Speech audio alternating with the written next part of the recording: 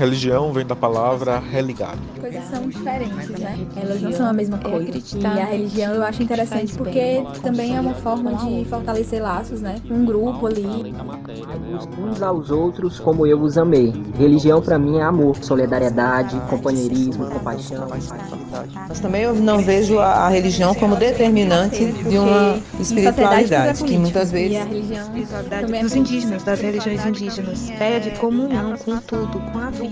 Espiritualidade é uma forma de vivenciar a vida acreditando em algo maior. Este é o Hebreu Podcast. Andar com fé eu vou, café não costuma falhar. Andar com fé eu vou, café não costuma falhar. Andar com fé eu vou. E aí galera, gente boa, tudo bem? Eu sou Lidomar Nepomuceno, host do podcast O Hebreu. E eu sou Liz Girão, também host do podcast Hebreu.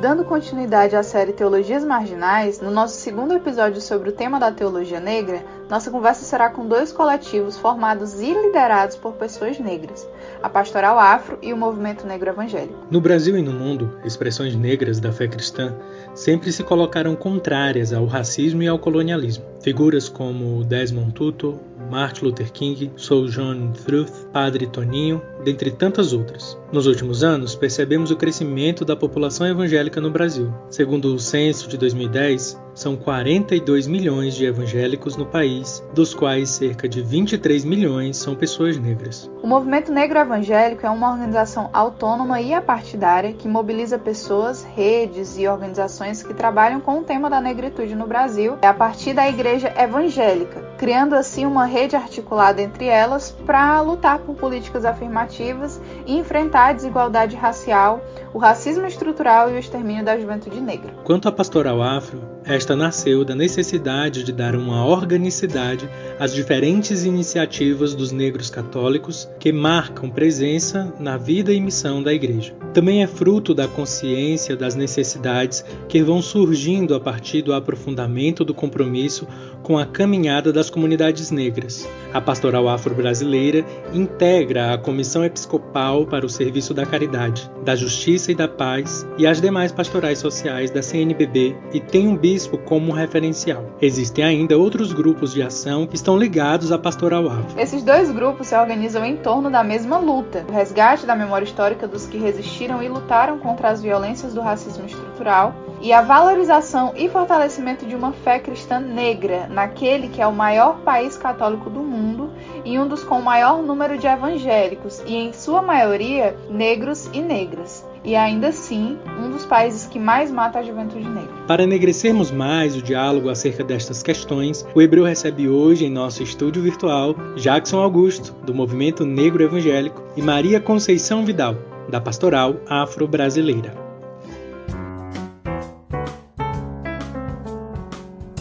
Hoje nós temos convidada e um convidado muito importantes assim, para o que a gente está propondo nessa segunda temporada do Hebreu, né? Eu confesso que já tinha uma grande expectativa em torno da gravação desse episódio, né, Lidomar? E aí, representando, né, a Pastoral Afro e o Movimento Negro Evangélico, nós estamos aqui hoje com o Jackson Augusto e com a Maria Conceição Vidal. Hoje nós vamos conversar com esses coletivos que fazem essa divulgação do que seria o debate feito pela teologia negra, né? E agora é o momento que a gente pede para os nossos convidadas se apresentarem. Nós acreditamos que a melhor pessoa para dizer quem você é você mesmo. Eu acho que a gente pode começar com o Jackson e depois a Maria Conceição. Oi, gente, então, prazer, né? Meu nome é Jackson Augusto, como já foi dito.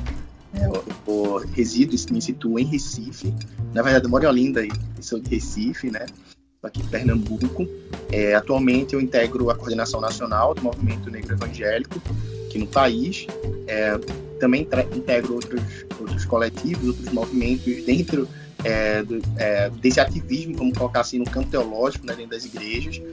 Tô como ativista hoje dentro da teologia negra, né, tentando me comunicar, né, a partir das redes sociais, mas também a partir do próprio Movimento Negro Evangélico, e também trabalho como articulador social, né, sou articulador nacional do Perifa Connection, que é uma plataforma de disputas narrativas, e integro também uma rede chamada Rede Miqueias, jovem, né, aqui na América Latina. É um contato, uma conexão entre jovens evangélicos latino-americanos, dentro de uma perspectiva sobre justiça social e direitos humanos. Um pouco de mim aí. Uma coisa que eu chamei pelo nome, né? Mas talvez você conheça o Jackson como @afrocrente, justamente fazendo esse ativismo digital. E, enfim, né, nos bastidores ele falava, não, o Jackson, qual Jackson? Não, o afrocrente. Ele respondeu, vai dar certo. Então estamos aqui hoje com o afrocrente. Conceição, por favor, se apresente, seja muito bem-vinda. Boa noite a todas e todos. Para mim é uma grande alegria estar aqui com vocês essa noite. Eu sou Maria Conceição Vidal, eu moro em Porto Alegre, nasci em Porto Alegre e sou da Pastoral Afro, da Paróquia Mãe do Perpétuo Socorro, da Paróquia da Sefer, aqui de Porto Alegre. Sou nutricionista, minha profissão. Participei muitos anos também de movimentos, do movimento EJC, de Encontros de Jovens com Cristo. Participo do coletivo de cultura da Associação Satélite Prontidão, que é um clube social negro aqui de Porto Alegre. E é isso. Que massa! Eu estou muito feliz, gente, com a presença de vocês. É uma alegria enorme. Eu posso dizer que eu espero por esse momento da gente poder falar sobre teologia negra, sobre enegrecer o cristianismo, sobre as origens negras do cristianismo, da fé cristã, desde que o Hebreu começou, assim. A gente vai fazer 1 ano em maio, né? Então, assim, tá conseguindo finalmente conversar sobre esse tema, para mim é uma alegria enorme. E daí também eu não posso deixar de destacar, no início desse episódio, a importância do Jackson nesse processo, né? Porque o Hebreu meio que nasceu também de uma provocação. Quem ouviu o nosso episódio piloto, né, ouviu isso, né? Mas só rememorando aqui, eu nunca tinha ouvido falar em teologia negra, em teologia africana, enfim, nunca tinha ouvido falar sobre isso, né? E sou católico, sou cristão, sou negro e tal. E aí o meu namorado viu uma live dele com o Bigon no Instagram e disse, amor, vê aqui essa live, e me mandou. E aí eu assisti a live e eu fiquei assim, caramba, velho, que massa, como assim, teologia negra? E aí, no mesmo dia, eu acho que foi no mesmo dia, eu mandei uma mensagem pro Jackson no direct, né? Pra minha surpresa, ele respondeu, eu fiquei assim, caramba, ele é acessível, que bom. Disse que tinha gostado muito, que tinha ficado bem crente, né? Impactado com a conversa e tal. E daí isso mexeu comigo, me motivou de uma forma a voltar a ler a Bíblia, a querer conhecer mais sobre a teologia negra, que eu resolvi tirar da gaveta esse que era um projeto antigo, né? De ter um podcast. Então, foi essencial, assim, assistir as lives, porque eu também fui vendo as outras, Jackson. Me animei, eu digo, eu tenho que colocar esse negócio pra frente agora, eu quero conversar sobre isso. Então o Hebreu nasceu esperando esse momento da gente poder falar sobre teologia negra. Então, obrigado, meu irmão, por isso que você faz, né, de tornar isso acessível. Antes da gente começar aqui a gravação, eu estava antes lendo, né, só agora eu consegui começar a ler o livro do James Cone, Teologia Negra, e vendo a apresentação que é do Reis falando, se a gente tivesse tido acesso a isso antes, né? E era exatamente esse meu sentimento. Imagina se eu muito antes tivesse tido acesso a isso, como teria sido diferente a minha atuação dentro da Igreja Católica, nas pastorais, enfim, tendo acesso a essa discussão. Então era um pouco disso. Obrigado, Jackson, obrigado, Conceição. Eu estou muito feliz de ter alguém da Pastoral Afro também, porque é importante a gente saber que tem essa galera fazendo esse movimento dentro da Igreja Católica também. Então, muito obrigado, gente, muito obrigado.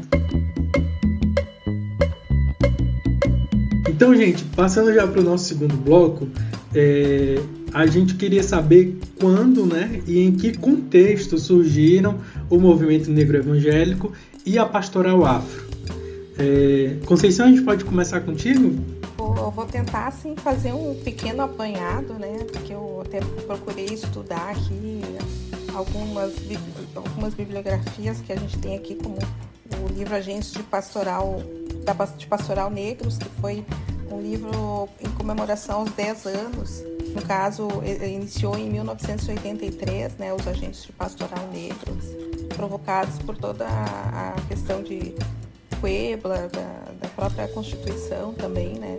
E porque a presença dos negros na própria igreja já vem de muito tempo, né? Das próprias irmandades, da Nossa Senhora, do Rosário, de São Benedito.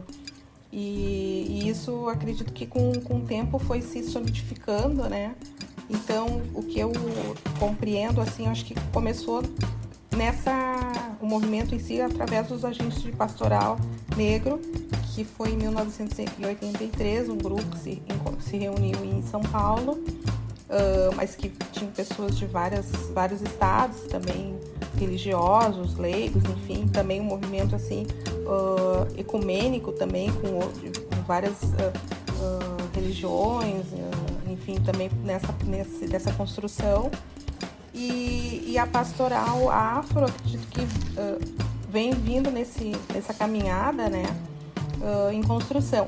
Eu participo da pastoral afro, como eu comentei, que eu vim do movimento DJC, né, desde a minha adolescência até a minha idade adulta, enfim.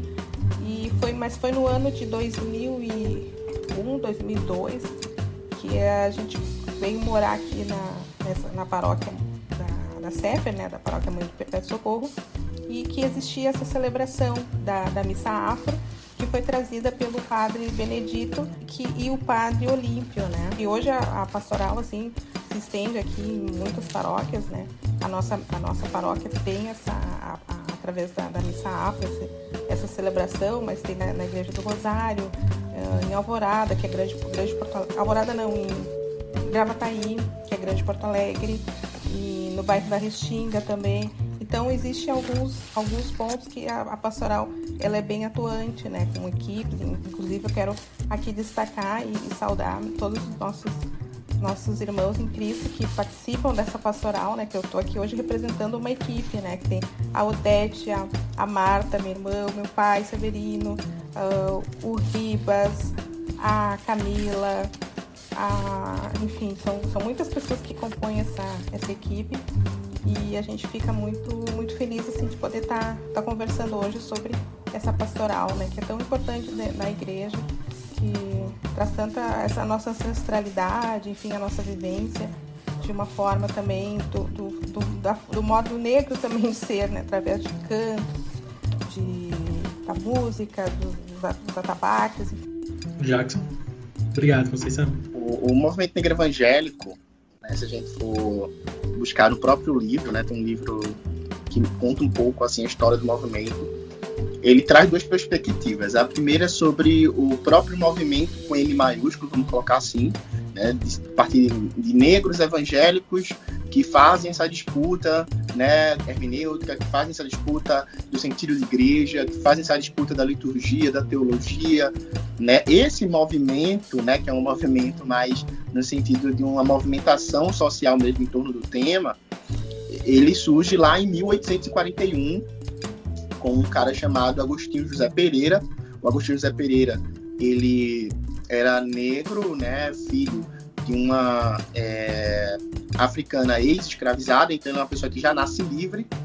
Ele morava, residia, situava aqui em Recife, né, e ele teve o que muitos teólogos negros, né, no país vão chamar da primeira igreja protestante do país, a primeira igreja evangélica do país, que era a Igreja do Divino Mestre, que era a igreja que ficava aqui em Recife, e tinham cerca de 300 ou ex-escravizados, ou negros libertos, ou negros livres, e também uma parcela de indígenas, né? Quando a gente somava isso, era em torno de 300 pessoas, e ele fazia ali um trabalho social de alfabetização das pessoas negras, daquelas pessoas naquela sociedade. Ele era muito influenciado pelo movimento do Evangelho Social holandês, que nasce assim há pouco tempo, em 1800, né? E aí, em 1841, ele funda a Igreja do Divino Mestre. Ele naquela época já afirmava coisas como Adão, Moisés, Abraão, o próprio Jesus, como pessoas morenas, né? Que para a época, ele queria dizer negras, né? Pessoas negras. E ele afirmava que a cor negra era uma cor nobre,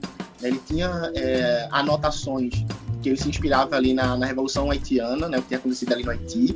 Então, era um pastor negro que tinha como referência a Revolução Haitiana, que nasce ali no período escravocrata ainda, porque o Brasil ainda estava no sistema escravocrata, com cerca de 300 pessoas negras ou indígenas, sua maioria negras, com a igreja evangélica no meio da cidade do Recife. E em 1846, 5 anos depois, ele é preso e desaparece. Então, ninguém tem mais, eu vou falar mais dele, enfim, provavelmente ou foi exilado, foi morto mesmo. O movimento, como um movimento social com pessoas evangélicas, ele surge ali. Como coletivo, o MNE, o Movimento Negro Evangélico, ele vai surgir no começo dos anos 2000, a partir já e como resultado de várias lutas, que se encontra também na luta do próprio, por exemplo, do Conselho Ecumênico, de Negros e Negros, a Senacora, que é uma referência.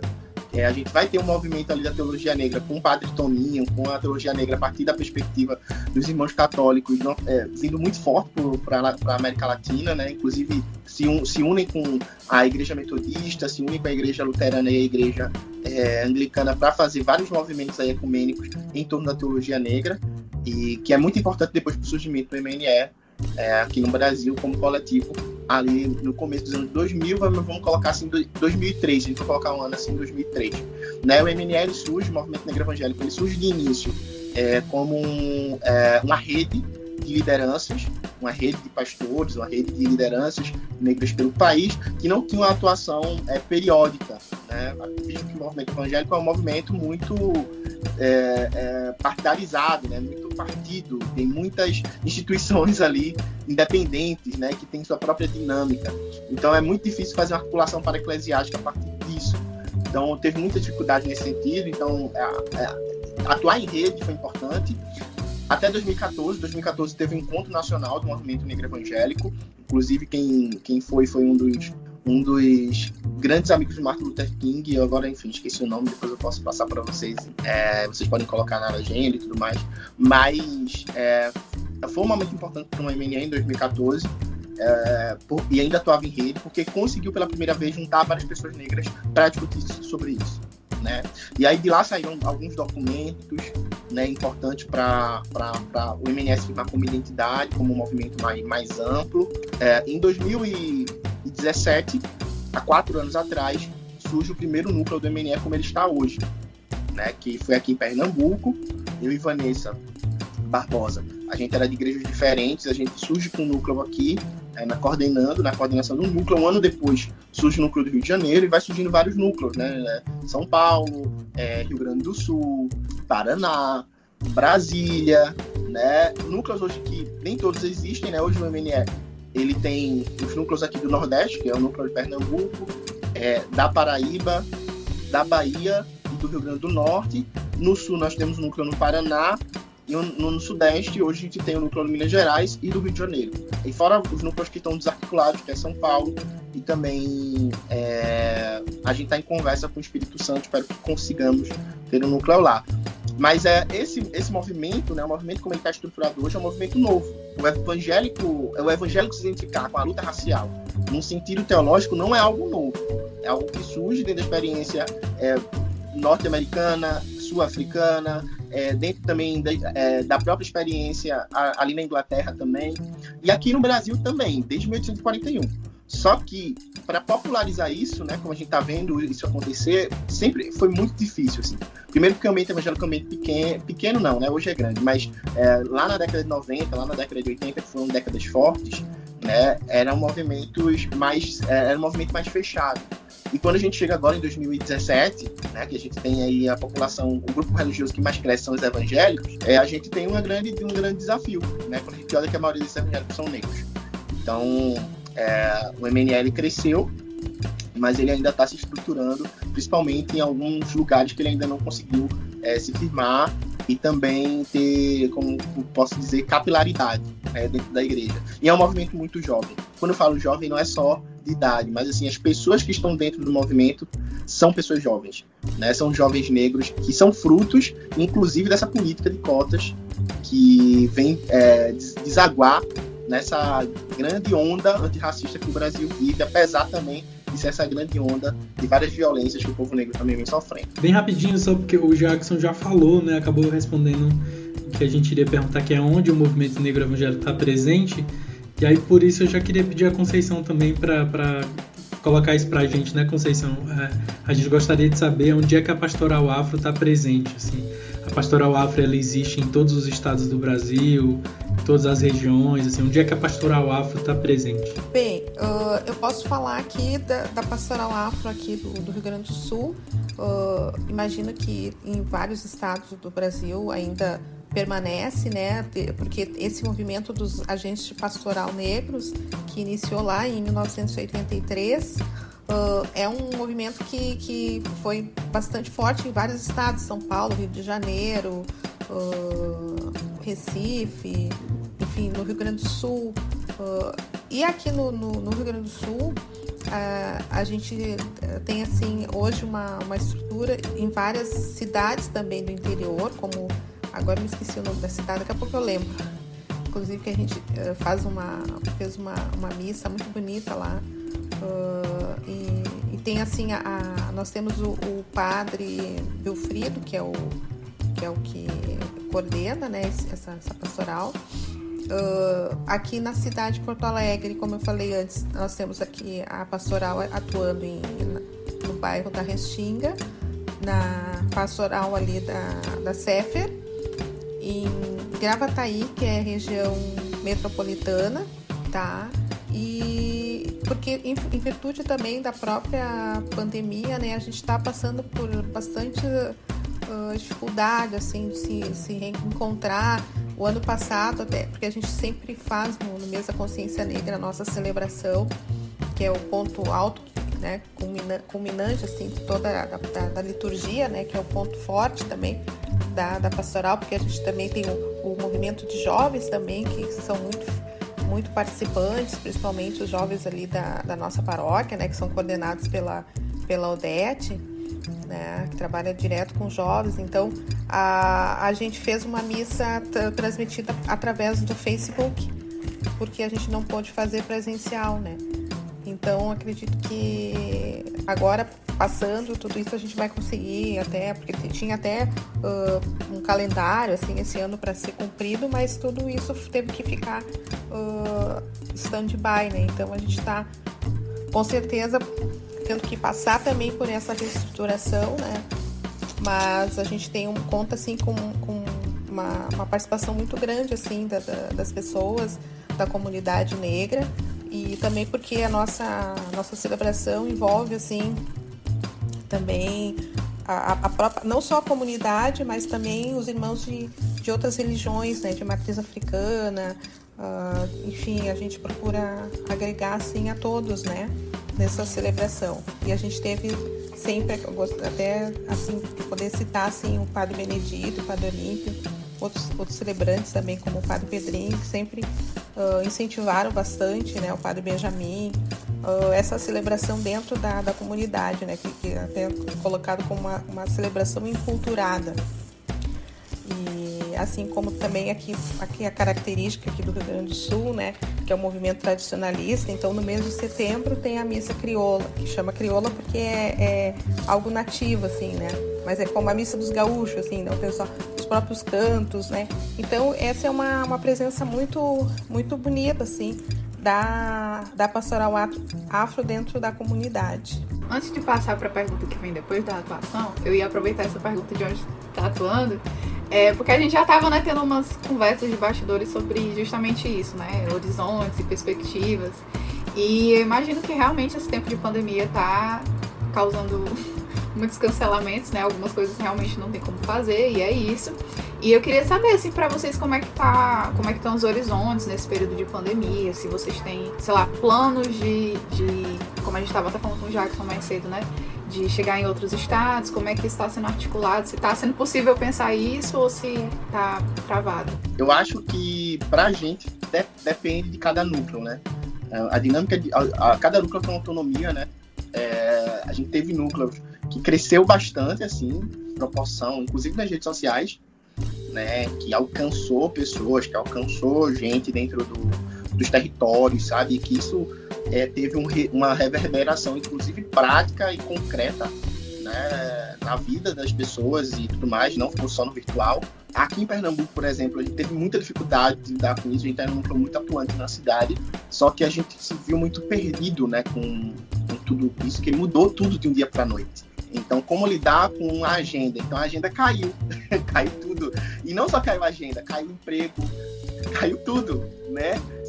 Se você é um jovem negro, né, um movimento de jovem negro no Brasil, na pandemia, então você está desesperado, e sua família também.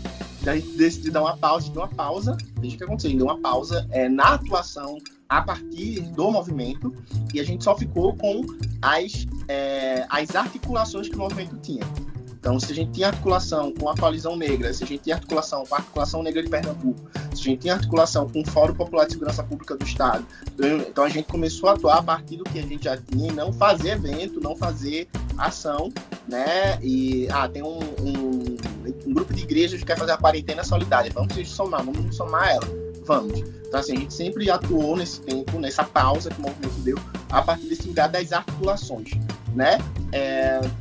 E a partir disso também surgiu núcleos, como eu falei assim, né? Surgiu núcleos do movimento, surgiu mais articulações entre estados onde não tem núcleos, mas que tem uma projeção de ter ou de aumentar, né, a nossa atuação no Brasil.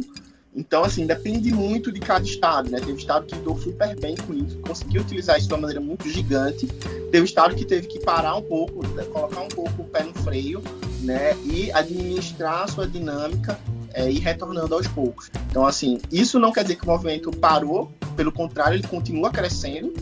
Isso é uma análise que eu faço. Inclusive, essas conexões que foram permitidas também, porque a gente estava mais em casa, então a gente ficou hiper conectado, né? A época ali das lives, uma época que não vai voltar mais, mas quem viveu, viveu.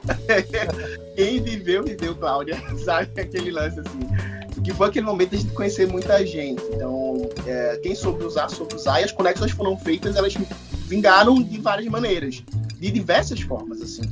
O Lindomar colocou aqui essa questão do, como posso dizer, da gente ter se conhecido, né, nessa dinâmica das lives e tudo mais, e que isso foi para a vida, isso foi pro concreto, isso para mim é surreal, né? Mas isso aconteceu em outras situações também, assim, de pessoas que estavam fora da igreja, ou se não estavam em outra igreja, e acabaram conhecendo outras pessoas. Por exemplo, o Ronan, hoje, ele pastoreia um menino que estava na igreja que não conseguia olhar para essa questão. E hoje ele está pastoreando esse cara, e esse cara comprou e está lendo James Cone, e provavelmente ele tá... Então, assim, ele já está se atrelando ali no MNE, então é isso que está acontecendo, né? Esse movimento, ele vai acontecendo do virtual para a vida, assim, né? E o MNE, ele teve a partir de cada núcleo local, de cada contexto local, ele soube viver isso de uma maneira diferente. Às vezes com muito ônus e às vezes com muito bônus, né? Então essa pandemia, ela é muito incerta. Na nossa vivência aqui também, essa questão da conexão, né? Como eu também tive alguns problemas aqui para poder entrar, mas enfim, a gente vai tentando se ressignificar, né, para poder estar presente ainda de alguma forma, né, para as pessoas, porque elas têm aquela memória, né, da presença, enfim. Então esse ano passado, 2020, em função da pandemia, como eu tinha falado antes, a gente fez a celebração transmitida via Facebook. E a gente teve assim porque como nós trabalhamos em equipe, né? Então acho que isso que é muito importante, essa vivência que a gente tem da Pastoral Afro lá, de que todo mundo pega junto, né? Um vai ajudando o outro, e para que no final a gente conseguisse ter esse momento, né, da nossa celebração, inclusive até um sacerdote que pudesse também estar presente nessa celebração, né? Então tudo foi uma construção assim, mas com muita alegria a gente teve essa bênção, né, de poder fazer essa celebração via online e transmitir para tantas pessoas. Então fica disponível ali, que as pessoas podem acessar. A gente queria também ter feito lives assim com temas que a gente costuma fazer presencial, que a gente sempre faz um domingo cultural, um sábado cultural, isso quando era presencial, né? Então o ano passado não foi possível, mas a gente já está planejando para esse ano fazer essa atividade. Então a gente vai avisar vocês e tudo para estarem participando também. Para nós vai ser uma alegria muito grande. E esse formato aqui de podcast eu acho sensacional, assim, né? É uma forma também da gente a gente tá longe, mas a gente tá perto, né? Evangelizando também dentro das ferramentas que existem, né? Da atualidade, né? Eu acho que é isso, que eles estão sempre se renovando, ressignificando, né? O ano passado a gente sempre escolhe um tema para a celebração afro. Sempre a gente procura trabalhar os valores civilizatórios africanos. Mas aí o ano passado a gente escolheu a imagem a sankofa, né? Que é o pássaro que olha para o passado para aprender com o passado, para ressignificar o futuro, né? Então, para nós esse ano a palavra é essa, é ressignificar, né? Tudo que essa pandemia trouxe para nós, além de uma tristeza também, por conta de tantas pessoas, né? Que a gente, né, amigos, enfim, pessoas perdendo familiares, mas que a gente teve que se ressignificar dentro também da nossa participação e atuação como cristão, né? E também dentro da nossa pastoral afro. Perfeito. Só um breve comentário antes de passar para o Lindomar, que realmente é muito doido, porque eu acho que é justamente esse movimento de ressignificar, não é olhar para um lado bom, porque enfim, não tem lado bom uma pandemia mundial, mas isso nos possibilitou também muitas coisas, né? Eu tava pensando, o Jackson falou do Ronan. Eu conheci, entre aspas, porque eu não conheço o Ronan, mas eu fui ouvir falar do Ronan numa live da Convenção Batista, da Juventude Batista Cearense. E eu nunca na minha vida ia imaginar que a Juventude Batista Cearense faria uma live, né, durante a pandemia, com uma pessoa que trabalha especificamente teologia negra. Então, quando eu assisti essa live, eu fiquei assim, tem alguma coisa acontecendo. E aí, tipo, isso não aconteceria, eu acho, né, se a gente estivesse nos tempos normais, assim, que não houvesse mesmo esse movimento de vou colocar aqui, de uma juventude mais engajada, que está fazendo um movimento mais voltado para as redes, né? Então, de alguma forma, isso mexeu um pouco mais. Isso que o Jackson falou, de ter um movimento evangélico que cresce de jovens negros, isso movimenta a igreja de uma forma total, de forma geral. E eu acho isso, assim, incrível. Eu acho que isso vai ter muitos frutos daqui para frente pra gente ver o que vai sair. E é isso, Lindomar. É isso, amiga, assina embaixo.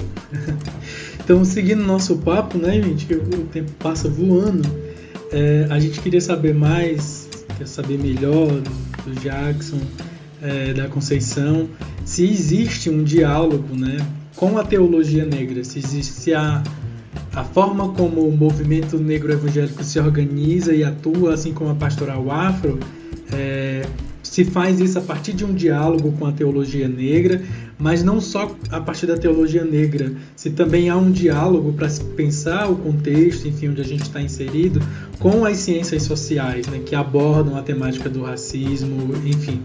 Quem quer começar? Posso falar. Assim, da experiência que a gente tem lá na Pastoral Afro, a gente procura fazer esse diálogo da teologia com as questões da africanidade, né? Então, como eu tinha comentado, a gente nas nossas celebrações, a gente procura sempre escolher um tema dentro dos valores civilizatórios africanos. Então, a gente fala sobre secularidade, ancestralidade, sobre o racismo, questões que também muito atuais, como a violência, né? A violência, o genocídio do povo negro também. Isso tudo de uma forma a gente procura trazer dentro da própria celebração, mas de uma forma de pedagogia, né? Como é que eu vou explicar? Então, a juventude trabalha com símbolos, com faixas, com uma encenação. Então, tudo isso é uma forma que essa teologia também tá abordada dentro da celebração, né? E aí também a gente tem essas atividades, que é um domingo cultural, um sábado cultural, e que a gente tem palestras sobre a década afrodescendente. Então aí foram vários temas que a gente abordou ao longo dos anos, né? Sobre a presença do negro no Rio Grande do Sul. A gente trouxe pensadores, historiadores, enfim, para também trazer junto, além da parte da teologia e da espiritualidade, também uma formação, né? E isso a gente procura trazer junto com a nossa pastoral. Então, eu tendo a ver a teologia negra como um resultado muito mais do que como uma fonte, né? Eu acho que o movimento negro evangélico, esses movimentos que acontecem no chão, a pastoral afro, e todos os movimentos para-eclesiásticos que acontecem dentro da igreja cristã, também fora dela, né, e entre ela, né? Entre elas, eu acho que são movimentos que são fonte dessa teologia negra. São movimentos que apontam demandas para essa teologia negra. Então, essa teologia negra, ela já acontece a partir desses movimentos. Ela já se mostra, ela já nasce a partir desses movimentos. Né? Tanto a ideia da oralidade, quanto a ideia de como a gente vai, primeiro, construir o saber para depois a gente sistematizar ele dentro de uma estrutura ocidental que legitime aquilo, né? Então, eu acredito que o movimento negro evangélico, a pastoral afro, são fontes da teologia negra. A igreja, a experiência negra dentro da igreja é fonte da teologia negra, né? Então, já existe uma teologia nas mulheres ali evangélicas que vão na quarta-feira orar pelos seus filhos e pelos primos e pelas pessoas que estão presas. Já existe uma teologia ali. Já existe uma teologia que é negra e que é dentro da experiência negra. Apesar de ser muito contraditória também, porque muitas vezes é conservadora, né? E aí ela deixa de habitar esse lugar anticolonial que a negritude coloca, né? Então eu acredito que o papel do movimento negro evangélico, o papel de uma pastoral afro é óbvio que trazer, né, esses elementos e colocar esses elementos a partir sim de uma história, de uma construção que não é de hoje, né, que acontece há muito tempo nesse país. Então a teologia negra como esse elemento de ancestralidade também, de uma tecnologia que não nasce agora, que não nasce com a gente, que não nasce nesse tempo, mas que nasce antes da gente, né, no sentido desse espírito de libertação, né, esse espírito antirracista, esse espírito que habita na igreja, que habita e que se mostra através do Espírito Santo. Então acredito que a teologia negra ela é muito mais atravessada, sabe, pelos movimentos do que o contrário. Mas tirando isso, colocando aqui algo bem institucional, a gente tem sim um campo de formação e tudo mais para a produção dessa teologia, né? O movimento negro evangélico aqui de Pernambuco, a gente fez o primeiro mini curso, a gente apoiou e tal, eu acho que do estado, né, em relação à teologia negra, que foi um mini curso ministrado por Ronilson na Universidade Católica de Pernambuco, junto ao núcleo de estudos, né, afro-indígenas, afro-brasileiro e indígena.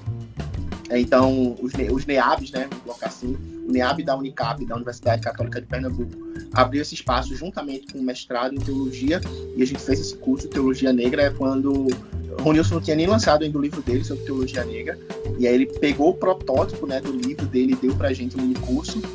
Foi um momento assim, teve mais de 100 alunos, né, contando o mestrado, contando as pessoas da cidade. A gente conseguiu fazer com que fosse gratuito. Teve até lanche ainda, porque a gente tem que pensar nessas coisas, né? A gente tá pensando aí na popularização de uma teologia negra a partir de corpos negros que a gente sabe que são intencionalmente empobrecidos no país. Então a gente tenta, acho que o papel da gente é popularizar essa teologia, deixar essa teologia o máximo acessível, né? O máximo possível. Então não faria sentido, por exemplo, dar um mini curso de teologia negra e não ter uma bolsa e não ter um lance mais... Então, assim, esse artifício, esse lugar, ele está sendo construído, eu acho que ele já existe dentro do movimento, né? Porque a formação, ela pressupõe aí desses espaços que constroem uma justiça social. A formação, ela é importante, inclusive, para a construção de quadros, né? De líderes religiosos, de líderes dentro das próprias pastorais, dos próprios movimentos, inclusive sacerdotes e sacerdotisas, né? Dentro dessas estruturas. Então, assim, óbvio que eu acho que a formação ela é central e ela faz parte, mas que a teologia negra ela toma como fonte o movimento. É muito massa você colocar dessa forma, Jackson, porque se vocês que estão ouvindo a gente, né, não caíram de paraquedas nesse episódio, se ouviram os outros até aqui, isso é uma constante, né? A gente já gravou sobre a teologia da libertação, a gente já gravou sobre a teologia feminista, a gente já gravou sobre a teologia negra, e isso é uma fala recorrente, né, de que esse fazer teológico das teologias que aqui nessa série a gente está chamando de teologias marginais, mas que também são chamadas de teologias contextuais, esse fazer teológico é diferenciado porque ele nasce do povo, né? Ele parte do povo, não é algo absurdamente transcendente que se fica ali pensando em outro, não, o povo faz teologia, né? Então, para mim, faz muito sentido. Eu lembro que o Ronius, no livro dele, Teologia Negra, ele coloca muito isso também, né? O lugar de onde é o chão que nasce a teologia negra, uma teologia que nasce no deserto, ele usa essa figura, né? Então, quando a Conceição também fala dessa celebração da liturgia, e eu que sou católico sei do peso, da importância que tem a liturgia nas celebrações católicas, né, da Igreja Católica, esse também é um pensar, é um fazer, é um viver teológico, né? Então faz todo sentido, eu concordo demais contigo, eu acho que é isso, né? E a gente sabe que é também por isso que essas teologias fazem diferença, né? Porque elas fogem dessa teologia hegemônica que parece se preocupar muito mais com o transcendente e esquece desse contexto onde os sujeitos de fé estão inseridos. E quando a gente pergunta se para além do diálogo com as teologias negras existe um diálogo também com aquilo que é produzido no campo das ciências sociais, é porque a gente também parte, e eu acho que a gente pode ver isso também na teologia da libertação, na teologia feminista, na teologia negra, o quanto que elas estão em diálogo com aquilo que está sendo produzido no campo das ciências sociais, das ciências humanas, porque é impossível a gente pensar o negro em qualquer contexto.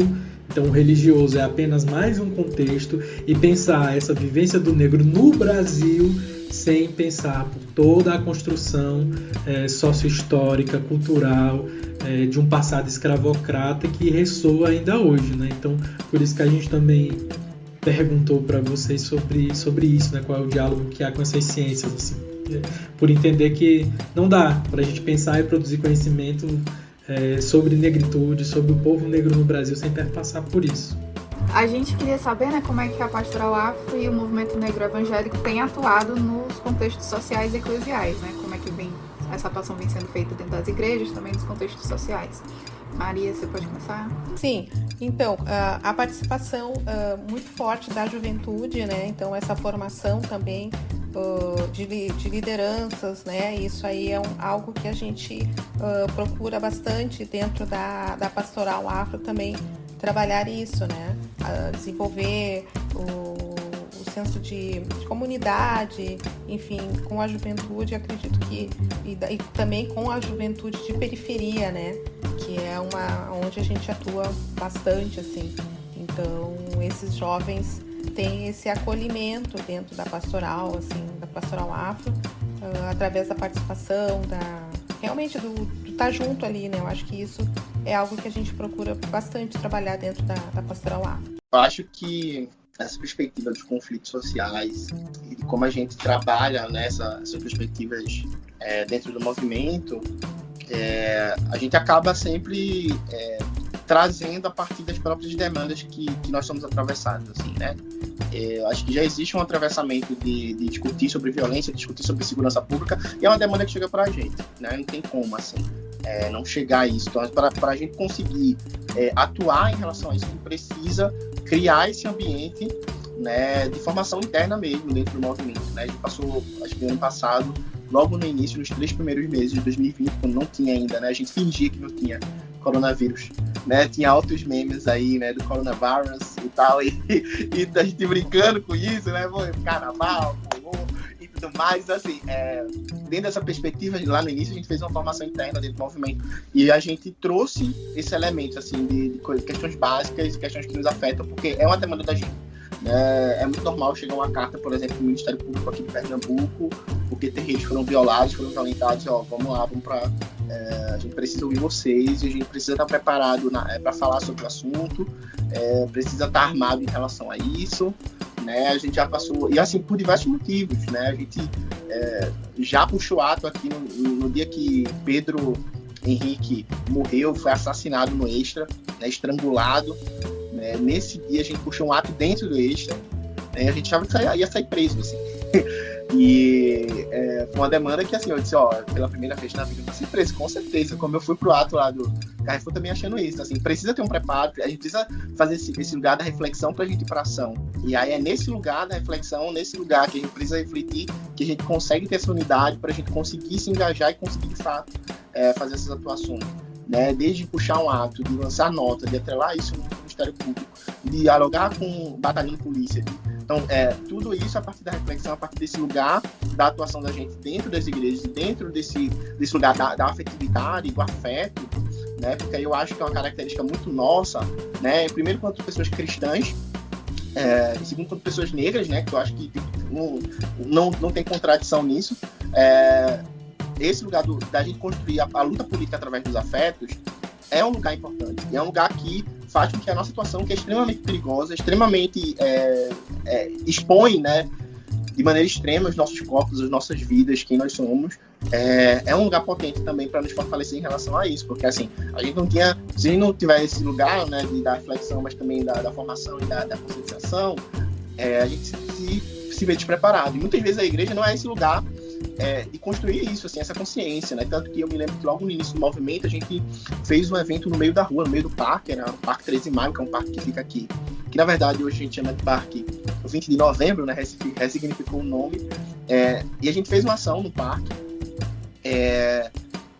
e a ação era o seguinte: a gente, não, vamos pra rua, a gente vai ocupar a rua, a gente vai fazer hoje uma culpa de mim, uma grande celebração, era mês da consciência negra, na rua, no parque. E a gente ocupou a rua, teve o microfone lá e fez meio que um mini evento, assim, né? Foi calmo, não foi em tom de protesto. E uma das coisas que aconteceu durante a programação era uma performance de um amigo nosso, que é artista urbano, ele é batista e tudo mais. E ele é muito conhecido na cidade, não por ser evangélico, mas por ser artista urbano, e quase ninguém sabe que ele é evangélico. E aí, esse meu amigo, ele vinha do Cinema São Luís, que é um cinema que existe na cidade do Recife, e ia andando, fazendo essa performance até o evento que a gente tava, que é na praça. E aí a gente muito, como posso falar, ingênuo ainda, começando na caminhada, disse, leva uma pessoa pro apoio, né, e leva um fotógrafo e uma pessoa para filmar a performance, né. E foi isso que aconteceu. A gente não pensou que ia acontecer. Nós somos evangélicos, né? Jamais aconteceria mais do que isso, né? Só que era uma performance muito forte, né? A primeira era uma performance de uma criança negra que foi assassinada pela Polícia Militar de Pernambuco, né? Que o nome dele era Mário. E a performance consistia num corpo negro vivo, que ele saía perambulando pela rua com um saco na cabeça, como se fosse um corpo de fato que estaria aí já em óbito, com um nome preto na camisa. E ele deitava no chão, e na sacola dele tinha um caixinha de som que contava a história de Mário, né? E também os dados do país. E ele parava na rua e desenhava o seu próprio corpo estirado no chão e ia colocando diversas frases, né, pela cidade. E teve um momento que ele falou de Mário. E aí ele disse que a PM matou Mário, que acabou que, na época, não estava transitado e julgado, né, condenado e finalizado o julgamento, então, mas era a acusação do Ministério Público, né? E perceba que os PMs que ali estavam, que os PMs viram, leram, não gostaram e pararam ele em um certo momento. Então, quase que ele ia ser preso, né?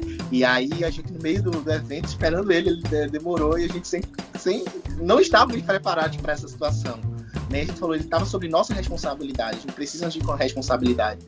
Então, como é que a gente vai, assim, óbvio, né? No dia tem uma tia minha que trabalha na PM, já liguei para ela e expliquei toda a situação, e a gente foi conversando e acabou que ele foi liberado e não precisou ir para canto nenhum, por muito pouco, assim, mas a gente se viu ali despreparado, e a gente viu o quanto essa luta e estar nesse lugar estar no espaço de vulnerabilidade. Quando eu estou no protesto, quando eu estou levantando minha voz para denunciar o que o agente público do Estado faz, eu estou sendo marcado, sabe? E eu preciso dizer isso para outros jovens evangélicos, né, que estão dentro da igreja, e que muitas vezes eles querem também ir para a rua, eles precisam saber como de fato, toda a incidência que a gente faz em cima dos conflitos que acontecem na sociedade. E que é algo sério, né, que a gente precisa trabalhar, não só teologia, mas que também, né, a gente consegue olhar para aí e fazer uma reflexão sobre isso a partir da fé. A gente queria saber, e aí eu acho que vocês podem falar um pouco da vivência pessoal de vocês, mais do que do movimento negro evangélico e da pastoral afro. Como é que o racismo está presente no contexto da igreja, né? Da igreja local? Como é que vocês percebem o racismo presente ali? Então, perguntar isso para duas pessoas pretas, acho que a gente com certeza vai ouvir alguma coisa, né? Mas se vocês puderem explorar melhor isso. E eu pergunto, e parece uma pergunta meio óbvia e boba, mas pra gente que é preto, a gente sabe que não, né? Porque a gente nota quando o racismo está presente. Agora, gente branca passa batido, né? Entre aspas, às vezes também eu acho que percebe, mas Enfim, a gente sabe que o racismo está presente no âmbito da igreja, mas a gente sabe também que a igreja, por ser uma instituição dessa sociedade, ela reproduz o que essa sociedade faz, que é negar. Sempre negar. Então não existe racismo no Brasil, então também não existe racismo na igreja. Então que situações de racismo vocês já viveram, já presenciaram? De que forma vocês percebem que o racismo está presente na igreja? Conceição? Realmente a gente pode enumerar centenas de situações que eu passei, enfim, que a gente vivencia, né, de racismo, e também a questão da invisibilidade, né? Primeiro, isso se passa muito, e à medida que a gente vai conhecendo, estudando e aprendendo, é que a gente vai se dando conta dessa invisibilidade que acontece. Eu vivenciei muitos anos em movimento EJC, né? Encontros de Jovens com Cristo, e os temas raciais não eram abordados.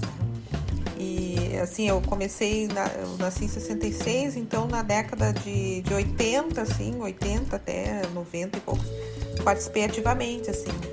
E, claro, a gente tem a participação porque isso vem eu fui criada num lar, assim, cristão, né? Minha mãe, meu pai, minha irmã, enfim, eles nos passaram muito, muito forte essa fé cristã, né? Então, isso que trouxe esse fortalecimento, eu acredito, muitas vezes, de passar por situações de racismo, esse enfrentamento, que eu fui, à medida que fui, como eu comentei, à medida que eu fui estudando mais, né? E claro que esses adventos, assim, acredito que a própria Constituição, né, que traz o racismo como crime, enfim, isso tudo vai, aí as cotas, sabe, isso tudo vai, a lei das 1639, então a gente vai começando a trazer para dentro da igreja. Eu acredito que a importância grande da pastoral, né, afro também na minha formação, para mim, enfrentar o racismo e, como eu tinha falado antes, ressignificar, porque dentro também da própria comunidade, né, a gente também tem que fazer os enfrentamentos, assim, porque as pessoas têm toda a questão da própria estrutura, né, da celebração, enfim, então trazer essa celebração afro com os cantos, com a própria expressão que tem nessa celebração, também é um desafio dentro da nossa vivência cristã, né?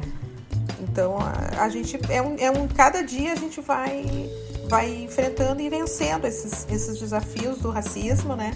Até um gancho, assim, que foi falado no outro bloco, que é a juventude também, que atua muito forte. Ela viu também seus próprios amigos, muitas vezes, serem vítimas da violência policial, né? Então, o momento dessa participação da Pastoral Afro também é um momento de fortalecimento dessa juventude, para que possa enfrentar essas situações de uma forma que ele possa entender, compreender, mas também enfrentar isso de uma forma não ficar marginalizados, né? Não se sentirem marginalizados, e sim pertencentes a uma comunidade, a um grupo, né? Eu acho muito, antes de passar a palavra para o Jackson, eu acho muito importante ser colocado isso, Conceição. Eu lembro, sobretudo, que a Igreja Católica tem uma grande responsabilidade na imagem de um Deus e de um Cristo branco, né? Antes de qualquer coisa, eu acho que porque a igreja tem essa tradição de representar fisicamente em ícones, em imagens de escultura, a imagem do Cristo, enfim, enquanto para a igreja evangélica isso não é uma tradição. Então, Cristo, recorrentemente nas pinturas, nos ícones, é tratado como um Deus branco e tal. E a missa tem toda essa roupagem, uma liturgia, uma coisa extremamente europeia, por assim dizer. Então, eu nunca tive a oportunidade, Conceição, de participar de uma missa afro. Eu não sei como é, eu tenho muita curiosidade, porque eu imagino que... Então, já estás convidado para novembro vir aqui em Porto Alegre participar da nossa celebração. Então, né, já vou avisar aqui pro companheiro que em novembro eu já tenho para onde viajar. Mas da importância disso, porque como eu dizia antes, para nós católicos, a liturgia da celebração comunica e diz muito. As celebrações na Igreja Católica são muito carregadas de símbolos, a cor das coisas tem um símbolo, o momento que entra um canto, que entra não sei o que, tudo é simbólico e diz muito. Então, eu acho que deve ser muito massa pra gente que é negro participar da celebração e se perceber integrado na celebração. Porque comumente a gente não se percebe, porque você entra na igreja, você já se sente desconfortável por todas as representações de santos e da divindade, e o céu e tudo, os anjos, é tudo coberto de uma branquitude. Então, a importância da missa afro, das celebrações que trazem essa temática, mas também isso por fim que você coloca, né? Porque a igreja, as igrejas, né? Também é esse lugar que a gente vai e a gente compartilha com as pessoas as nossas experiências, a gente fala do nosso dia, como é que foi na faculdade, como é que foi lá no bairro e tal. Imagina, então, a igreja ser o lugar que o jovem negro não tem o espaço para falar sobre racismo, porque isso não é pautado ali. Ninguém fala sobre isso. Então, é o cara que foi parado pela polícia e aí, naquele espaço de afeto, de encontro que é a igreja, ele não pode falar sobre isso. Enfim, Jackson, por favor. Você falando sobre isso, eu só consegui me lembrar, vou até dar um pitaco aqui, na missa dos quilombos, né? Uma missa, assim, que, inclusive, o Vaticano disse que não podia ter mais, assim. E que recentemente foi proibido de novo, né, Jackson? Eu não consigo lembrar agora com exatidão, mas em São Paulo, tradicionalmente, em novembro é celebrado, eu não sei se na capital, mas no estado, tradicionalmente, tem uma diocese que celebra, se não é a missa do Quilombo, mas é a missa do Cristo Negro, mas é essa a temática. E o arcebispo proibiu, foi a primeira vez, anos e anos, tradicionalmente essa missa acontecendo, o arcebispo proibiu de acontecer. Essa missa aconteceu aqui, eu acho que foi aqui em Recife, se eu não me engano. Me lembro, enfim, foi no Nordeste. Mas uma missa que eu me lembro que foi uma afronta, né, para a própria ditadura, né, aquela cultura, né, ditatorial da época que Noel acaba enfrentando. Então, assim, a liturgia ela importa muito, né? Mexer na liturgia é mexer na religião do outro. Então, quando a gente enegrece, né, as liturgias, a gente tira a identidade do cristão. Porque ser cristão, dentro de uma perspectiva ocidental, é ser branco.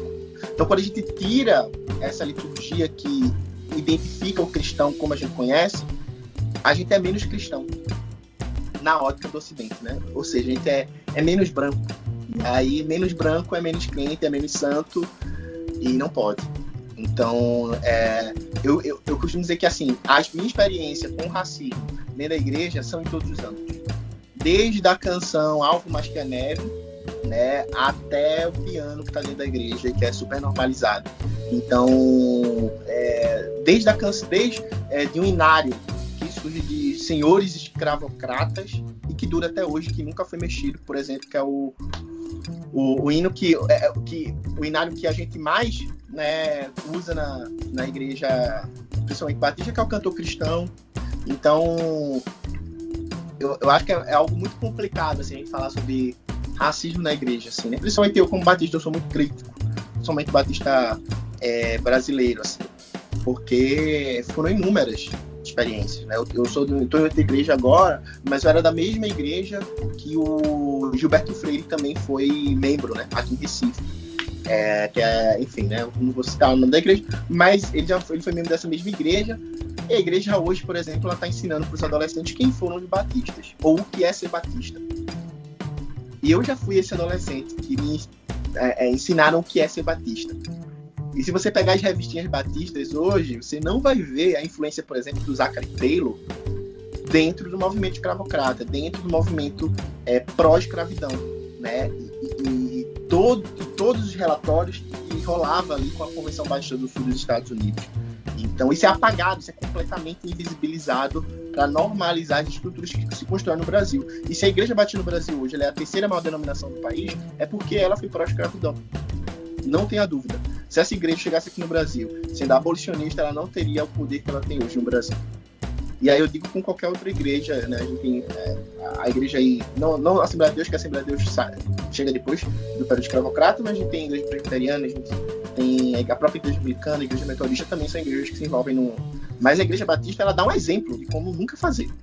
E aí, dentro dessa perspectiva, eu vivi o racismo todos os dias, nas referências teológicas, nas memórias. Sabe quando a gente fala assim, mas fulano foi escravocrata, não vamos colocar uma estátua dele lá não. É igual que a gente vive na Igreja Batista, dentro desse lugar, sabe? Que é muito complicado falar sobre o assunto. Então, as minhas experiências foram péssimas, assim, desde ouvir pastor dizer que Martin Luther King, ele só pregava amor e a igualdade entre brancos e negros, e logo depois, para justificar isso, ele falava que não deveria ter cotas raciais por conta disso. E ele usava Martin Luther King, então ele utilizava o que ele achava bom de Martin Luther King, deturpava o que ele queria, sem conhecer, porque eu tenho certeza que ele não conhecia a história de Martin Luther King, para dizer o que ele queria, ele sendo diretor, esse pastor sendo diretor de uma escola particular batista, sabe? Que não é todo mundo que consegue pagar.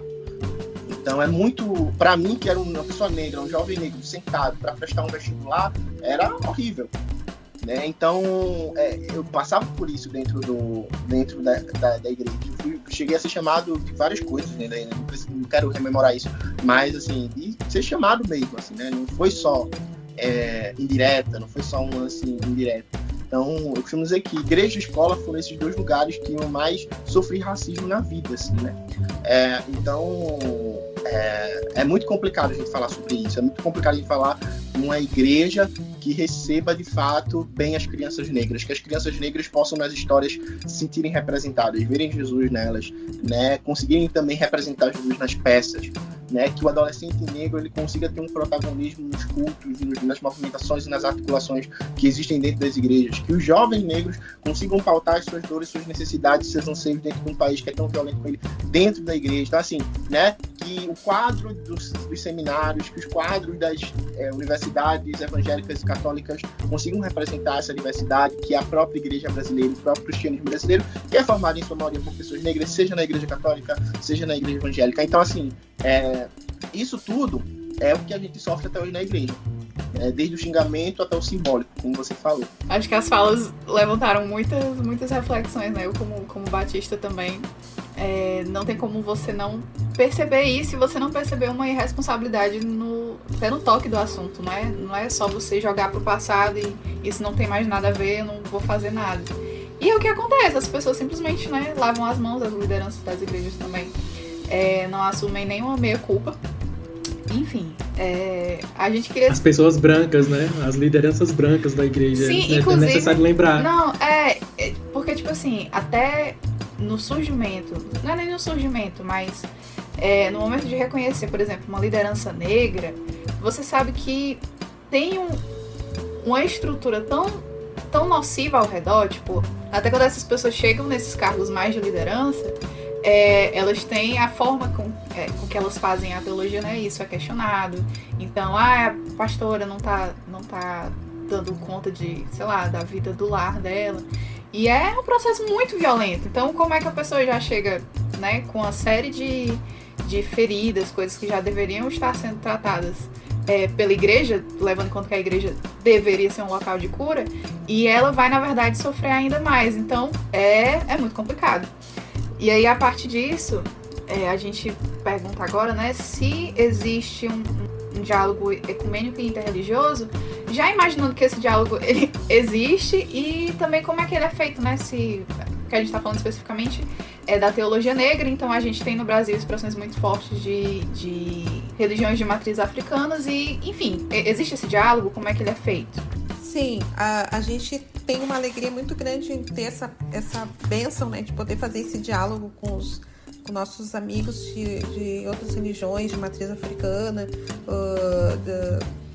tanto que a gente sempre tem essa participação atuante na própria liturgia, né, nos cantos, com seus tambores, do Pingo Borel, filho do mestre Borel, um dos mais antigos tamboreiros, né, daqui de Porto Alegre. O Pingo Borel é um grande irmão, assim, o Edu Nascimento, a gente sempre conta com essa participação de pessoas, inclusive pessoas até amigos que não professam alguma religião também, se sentem acolhidos dentro dessa celebração, né? celebração da pastoral afro. Então, eu acho que pela própria forma de ser assim, dentro da liturgia, né, da missa, enfim, como uma celebração enculturada, digamos assim, né? Porque, que nem eu tinha comentado no início, aqui também a gente tem a missa crioula aqui no mês de setembro, que aqui tem a cultura, né, do mês da Semana Farroupilha, enfim. Então essa missa também tem o seu dia específico, assim como a celebração afro, né? Então a gente procura sempre trabalhar esses elementos, mas também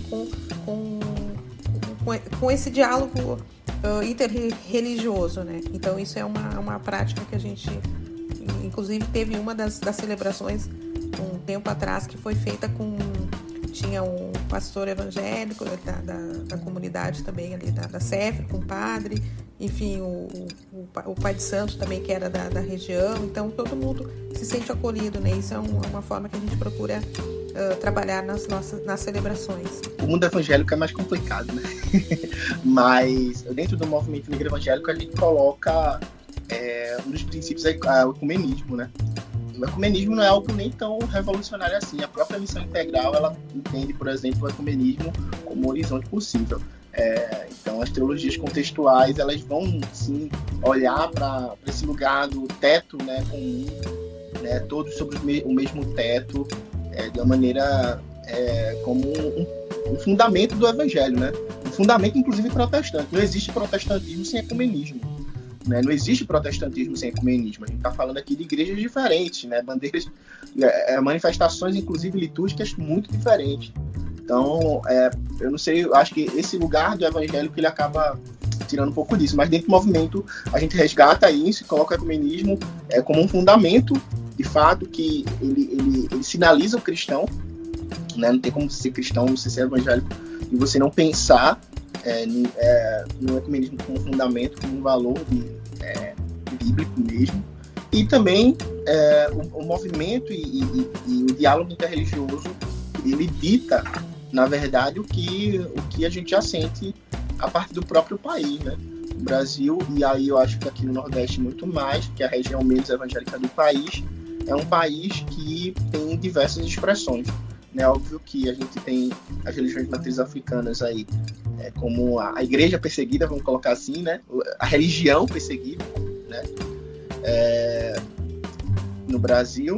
Então é um dever nosso não só dialogar com os irmãos de matriz africana, mas escutá-los, acolhê-los, né? E ser também acolhidos por eles, né? Porque eu acho que também passa por esse processo de mútua troca, né? Tem a parte dos evangélicos. Então a gente tenta fazer essa troca de humanização entre as relações, principalmente porque ser evangélico no Brasil tá em outro patamar, meu amigo, assim. A galera tá colocando fogo em terreiro, a galera tá, sabe? Que aí é outro patamar de como a gente conversar. Então a gente faz muito esse movimento dentro do movimento negro evangélico de trazer líderes religiosos e também fazer esse monitoramento na violência religiosa nas cidades, né? Pra gente sempre se colocar à disposição dos irmãos para a defesa do território e do solo sagrado, que são os terreiros, né, no Brasil, e também reconhecendo que as religiões de matriz africanas, elas são a grande, né, guardiã da negritude brasileira, né? Imagina, o que é ser evangélico no Brasil, né? Ser evangélico no Brasil é não sambar, ser evangélico no Brasil é não dançar um forró, ser evangélico no Brasil é não dançar um maracatu. Ser evangélico, ele é justamente a negação de tudo que a cultura africana... E é muito complicado. E para você fazer tudo isso como evangélico, você precisa se explicar, sabe? Porque você está se distanciando daquilo.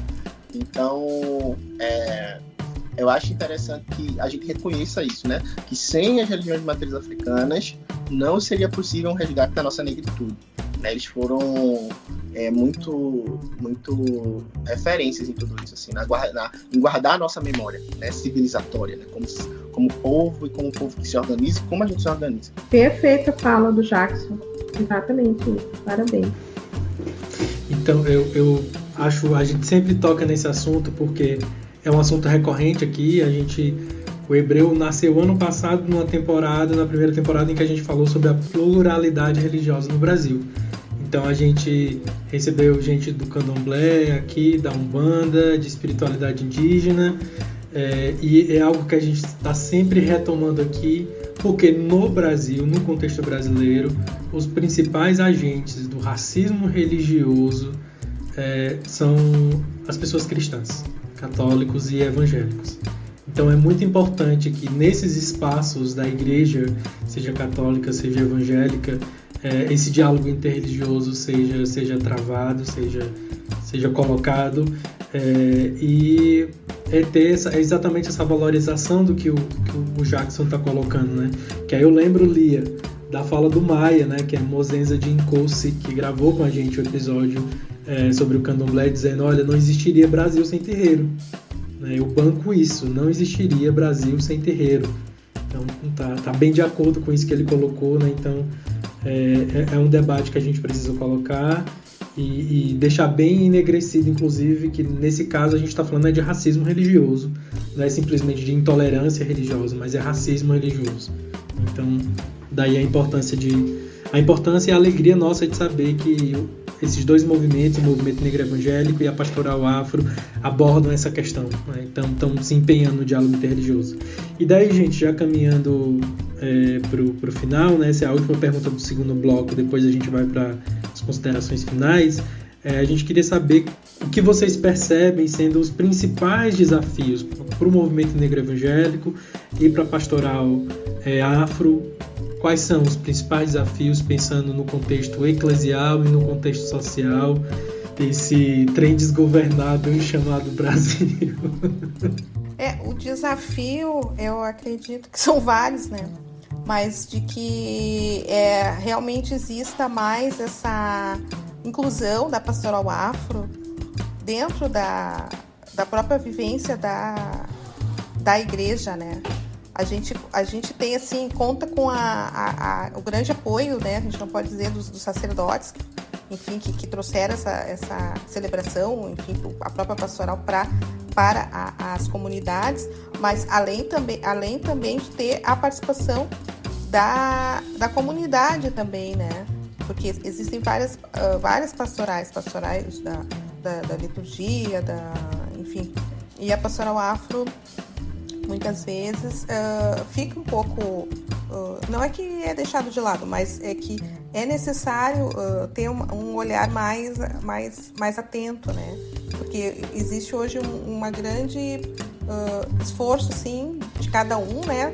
No caso, para que as coisas aconteçam, mas que possa ter também da própria comunidade, né, eclesial, como aconteceu, vocês comentaram em alguns locais, como em São Paulo, parece que no Rio de Janeiro também, né, que não puderam fazer a sua celebração, que é algo que sempre aconteceu, né, por conta dessa intolerância religiosa, que a gente não quer que isso aconteça novamente no nosso país, né? A gente levou tantos anos para que tivesse essa inclusão, enfim, de conhecer, de ser a pastoral afro acolhida como um movimento dentro da igreja. Então a gente precisa estar sempre atento, né? Atento e que as próprias autoridades eclesiais também se voltem para isso, né? Seguir o exemplo do Papa Francisco, Lolo Kiko, que eu achei tão bonitinho que lá nas Filipinas tem esse nome, né? Lolo Kiko, porque foi realizada uma celebração afro lá no Vaticano, acho que foi o ano passado, os sacerdotes do Congo, então entraram dançando, né, dentro daquele ritual que é tão bonito, que o povo africano ele se expressa dessa forma, através do corpo, dançando, cantando. Isso também é uma forma de louvor, né? É uma forma também da gente poder estar próximo da nossa ancestralidade, que é o que traz muitas vezes a celebração afro, né, da pastoral afro. Então os desafios são grandes, mas a gente tem, né, a força, né, e sempre pedindo a força do Espírito Santo e da Nossa Senhora Aparecida para que nos dê essa força para seguir em frente. Inclusive porque a teologia negra faz esse resgate do corpo, né? Então o corpo é inserido no corpo. Exatamente. São inúmeros, né? Se você é negro, você já tem um desafio enorme no Brasil. Mas se você é negro evangélico, o seu desafio sei lá, não sei se é triplicado. Porque primeiro, ser evangélico tá complicado, já falei já aqui mais 10 vezes, né?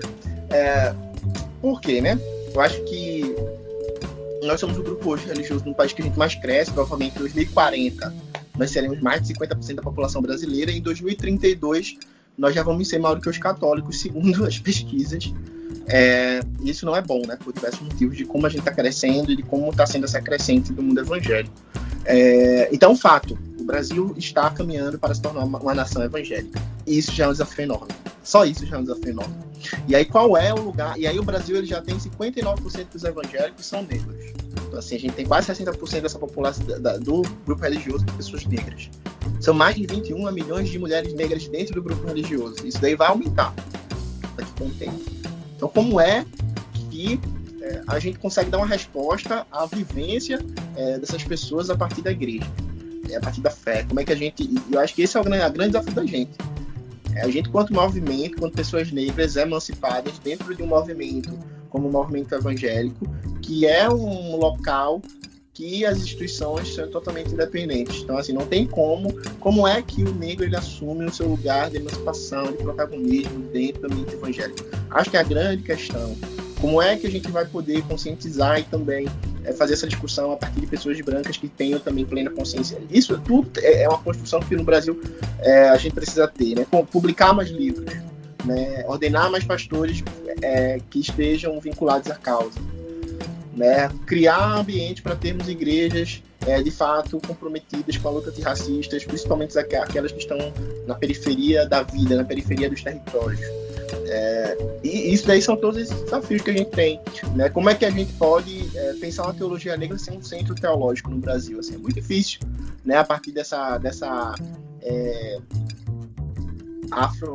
afrocentralidade, dessa diáspora africana. Como é que a gente pode pensar isso? Né? De construir as nossas instituições para a gente conseguir também jogar o jogo, porque assim, é um jogo político também. Eu estou falando aqui de algo meio que utópico. A gente pode falar de coisas utópicas, mas o puxão da vida é um jogo político.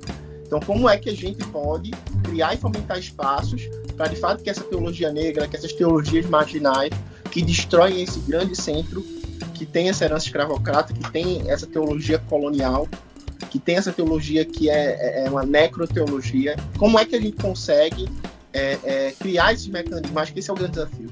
Porque, assim, o Brasil vai se tornar evangélico, mas que tipo de evangélico a gente quer? E assim, essa é a pergunta que eu tenho, mas essa é o grande anseio da gente aqui, por exemplo. Quais são os cristãos que a gente quer que o Brasil tenha, que a gente quer conhecer, né? Que a gente acredita de fato ter uma experiência com Cristo. A gente está falando aqui de evangelização, né, nesse sentido. Então, assim, esse é o grande desafio do movimento negro evangélico. É dizer para a maioria dos evangélicos que são negros que, olha, existe uma outra experiência de fé que dialoga com a sua realidade. Olha, existe um outro Jesus que é muito mais parecido contigo do que esse Jesus que foi apresentado e que nasce de uma experiência que te anula, que te aniquila, que te extermina. Então, são esses desafios, não são pequenos, assim. Não são pequenos, eu penso muito nisso. O MNL não pode pensar em estar somente como ele está hoje. E isso não é por conta de nada, a não ser por conta da própria crescente evangélica. Por conta da própria crescente evangélica, a gente precisa chegar no máximo de pessoas possíveis.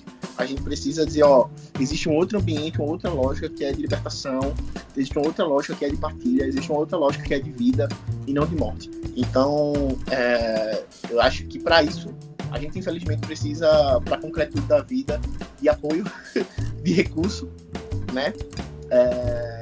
E de muita articulação e muita organização. Então, o povo negro ele precisa se organizar. Né? O povo negro evangélico também precisa se organizar. E o povo evangélico que acredita na justiça social e na justiça racial também precisa se organizar. Eu acho que a gente cria essa grande consciência na igreja, entendeu? Eu acho que esse é o caminho, esse é o grande desafio. Então, gente, nós estamos já nos encaminhando, né, para encerrar esse episódio. A gente teria agora as perguntas, só que, assim, eu tinha uma pessoa que queria me mandar perguntas. Beijo, Davi, um amigo meu muito querido. Só que ele não conseguiu articular nada, tá com uma bebezinha pequena em casa. Ele é amigo do Ronan. Mas é isso, né? Eu acho que já deu pra gente descobrir muita coisa, a gente aprendeu muita coisa. E aí, nesse momento final do terceiro bloco, a gente pergunta como a gente pode colaborar, né? Você que está nos ouvindo, se você tem interesse em colaborar de alguma forma, tanto com a Pastoral Afro, como com o Movimento Negro Evangélico. A gente gostaria, né, de fazer esse momento de divulgação de como fazer, de como, né, colaborar e também de como conhecer mais sobre os projetos, né? A partir daqui, do que foi dito aqui. Conceição? Bom, a gente tem a nossa página no Facebook da Pastoral Afro. Depois eu passo para o Lindomar o nosso link, né, o nosso endereço certinho para quem quiser acompanhar.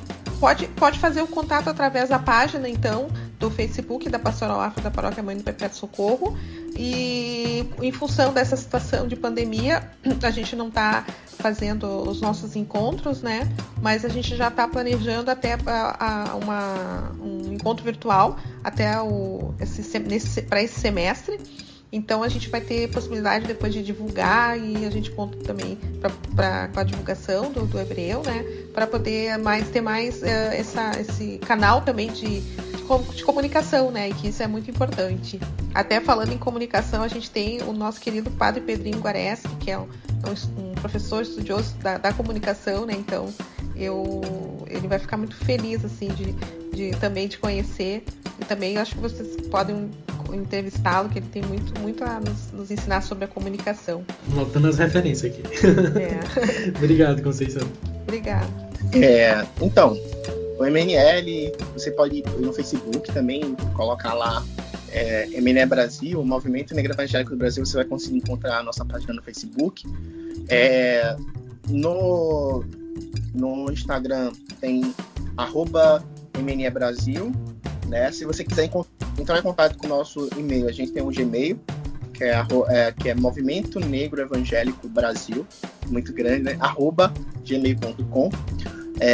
Ou se não, também tem os núcleos locais, né? Então você pode encontrar aí, você coloca MNE.Pernambuco, MNE.RJ, MNE_MG, né? Que é o de Minas Gerais, tem o MNE.Bahia também, tudo isso no Instagram. Então, se você colocar MNE, vai aparecer os perfis. Então, a melhor forma de você contribuir é você se unindo ao movimento. Se você é uma pessoa negra, evangélica e tem curiosidade, quando eu falo se unir, não é ter responsabilidade, mas você entra no nosso grupo do WhatsApp, quiser escutar mais, estar mais próximo, aprender mais, então é um lugar aberto para isso.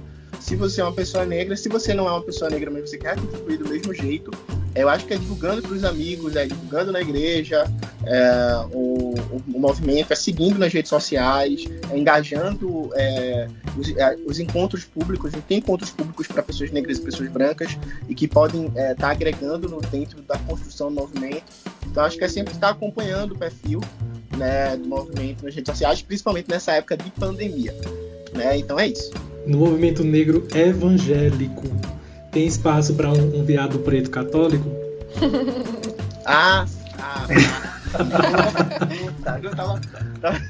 Então, a gente tem, eu acho que cada MNE se organiza de um jeito. Existem parâmetros e dimensões dentro do MNE que permitem sim a colaboração de pessoas negras não evangélicas dentro do movimento, né, e católicas também. Aqui em Pernambuco tem um grande amigo nosso, Jeffrey, que ele está na construção, né, na tentativa de uma reconstrução da Pastoral Afro aqui em Recife. A partir dos encontros do MNL, vai para os encontros do MNL, ajuda os encontros do MNL, colaborando e tal. Efetivamente, a gente tem um regimento que limita a coordenação do movimento por motivo de identidade mesmo, e até de relação com as igrejas, mas no sentido de colaboração, de construção coletiva, o MNL é aberto. Ele tem, inclusive, o MNE Pernambuco, ele tem pessoas LGBTs, a maior parte da liderança do MNE Pernambuco é de pessoas negras LGBTs dentro do movimento. Isso pra gente também foi um ponto político, né? Porque, enfim, acho que é para outro episódio, mas foi um ponto político,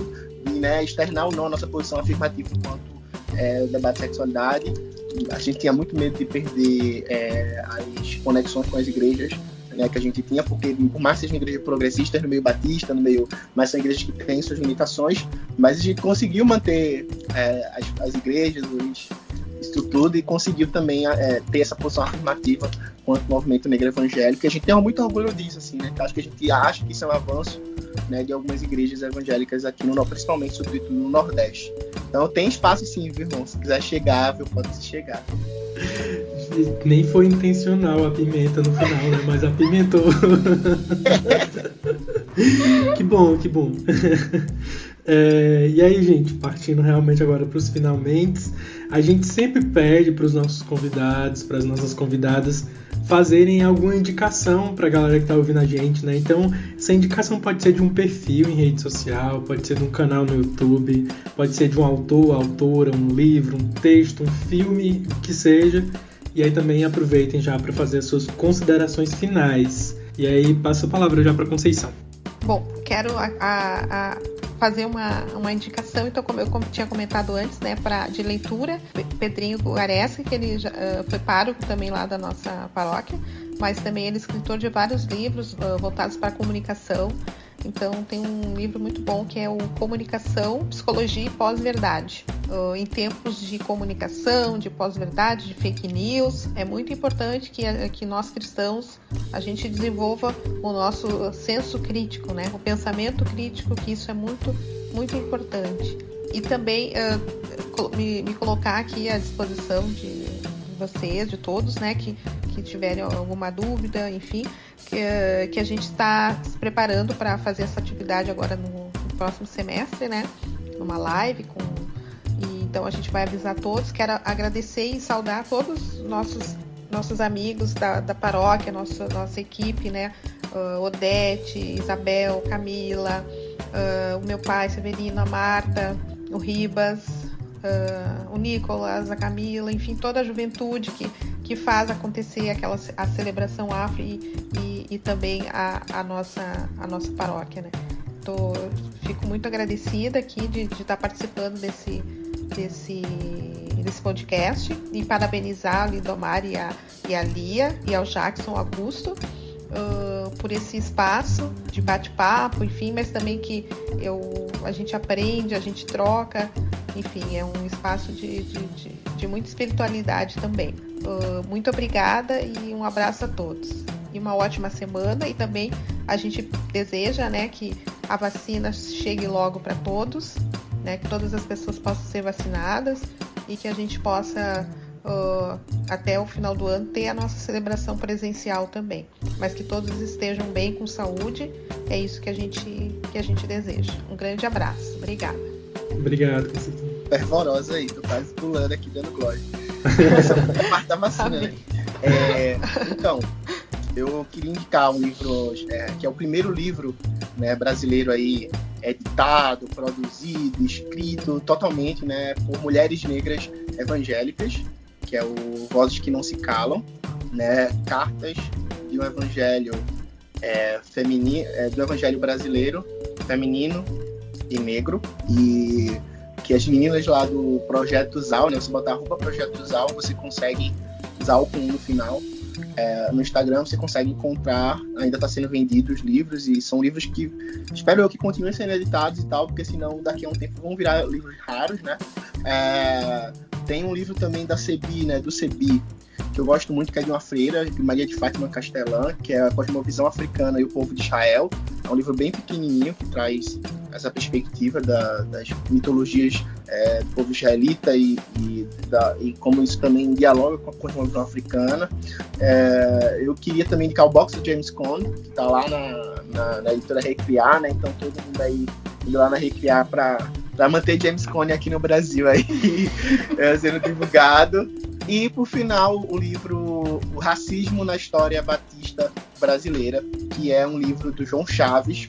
É um livro que saiu pela Novos Diálogos, então se você colocar Novos Diálogos no Instagram você consegue comprar. É um livro que agora tem e-book, acho que está na Amazon, não sei, mas tem e-book, eu sei que estão vendendo, mas agora saiu a versão impressa do livro, então corre lá, compra. É um livreto de bolsa, assim, mas é um livro que é um instrumento, né, muito forte, porque traz, assim, falas, né, dos missionários. Ele traz toda a questão missiológica e como, de fato, era a visão deles sobre a questão racial quando chegam aqui no Brasil. Então, é muito interessante. É isso, gente. Valeu pelo espaço, né? Vocês continuem aí produzindo essa disputa narrativa. Acho que tá no meio da comunicação é importante, sabe? Iniciativas como essa são importantes, porque a gente sabe o quanto esse lugar da hegemonia ele tem tentado silenciar e tentado representar todo tipo de existência. E é interessante a gente ver que não, existem outras formas de ser cristão, né? E eu acho que o hebreu ele traz isso, ele traz esse outro lugar, essa outra experiência de espiritualidade, mas também de diálogo, né? Obrigado, Jackson. Eu também vou fazer indicação hoje, eu não costumo fazer, hoje eu abri exceção. Mas olha, o Vozes que Não Se Calam eu tenho aqui, pastor Eliade indicou quando gravou com a gente, e o Conde já me deu de presente o livro, então eu queria registrar. Eu queria indicar o Quilombismo, Documentos de uma Militância Pan-Africanista, do Abdias do Nascimento. Também queria indicar um dos textos dessa autora que eu estou tendo contato agora, né? A gente passou 4 anos nas ciências sociais e nunca ouviu falar dela, né, Lia? A Lélia Gonzalez, né? Importantíssima para todos nós. Então é um crime a gente das ciências sociais não ler Lélia Gonzalez. Então tem um texto dela que chama O Movimento Negro na Última Década, da Lélia Gonzalez. Bota aí no Google, se você não conseguir achar, manda uma mensagem aqui no Hebreu que eu te mando o texto, porque eu tenho, que essa leitura é indispensável. E por fim, acho também uma leitura muito importante, eu li recentemente também, que é a Sociologia do Negro Brasileiro, do Clóvis Moura, né? Um livro muito, muito, muito importante. Então é isso, eu quero agradecer de novo, foi um prazer e uma honra enorme ter a participação da Conceição e do Jackson aqui. A gente fica muito feliz desse encontro que a gente aprende, que a gente troca e que a gente se fortalece também. É um sentimento recorrente nosso, né, Lia? Que toda vida que a gente recebe alguém aqui, a gente fica, caramba, que bom, Deus, que a gente não tá sozinho. Então é bem isso. Obrigado. Deixa aí a Lia para se despedir de todo mundo.